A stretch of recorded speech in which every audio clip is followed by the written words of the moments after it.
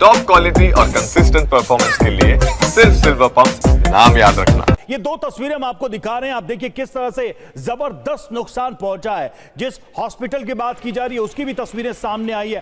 अंदर की तस्वीरें आप देखिए, अंदर कैसा डैमेज हुआ है। तो ऐसी तस्वीरें तेल अवीव में ये नॉर्मल होती जा रही है, क्योंकि ईरान लगातार हमले कर रहा है। दिन हो रात हो, हर समय ये अटैक किए जा रहे हैं। अब सवाल यही है कि ये कितने लंबे समय तक अटैक जारी रहेगा। क्या इजराइल सक्षम है कि इसको कहीं किसी लेवल पे रोक पाए? प्रोफेसर सतीश कुमार, बात यहां पर कुल मिलाकर ये जो मनीष भी कह रहे थे कि क्या अब ये जंग आर पार की है, कोई मिडिल ग्राउंड अब नहीं बचा है?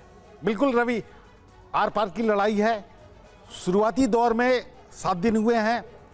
ईरान ने जिस एग्रेसिव तरीके से इजराइल पर अटैक किया है, ये मुमकिन था। मतलब ईरान को छोटा समझना, कमजोर समझना हमको लगता है कि किसी के लिए भी भूल होगी। लेकिन यहाँ पर यह भी महत्वपूर्ण है कि ईरान का जो अलायंस बिल्डिंग है, जिसे हम Islamic organisation of Islamic State कहते हैं, या ईरान की सीमा 7 अन्य देशों से मिलती है, कोई भी सहयोगी खुलकर सामने आने की जरूरत नहीं कर रहा है। अगर कर भी रहा है तो उसमें उतना जान नहीं है।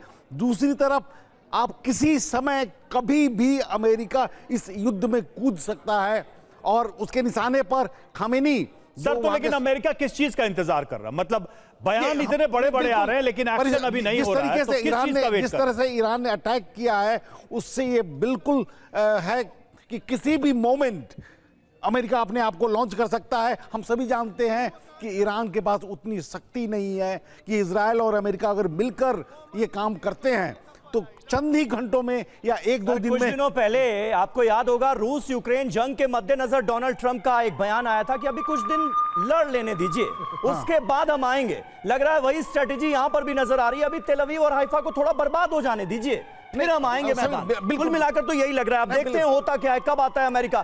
तेल अवीव में हमले के बाद की एक और तस्वीर हम आपको दिखाना चाहेंगे। टैन ब्लॉक इलाके की तस्वीर सामने आई है, और हमले में कारों को, जो सड़कों पर तमाम गाड़ियां खड़ी हुई थी, वो आप देखिए किस तरह से तबाह हो गई हैं।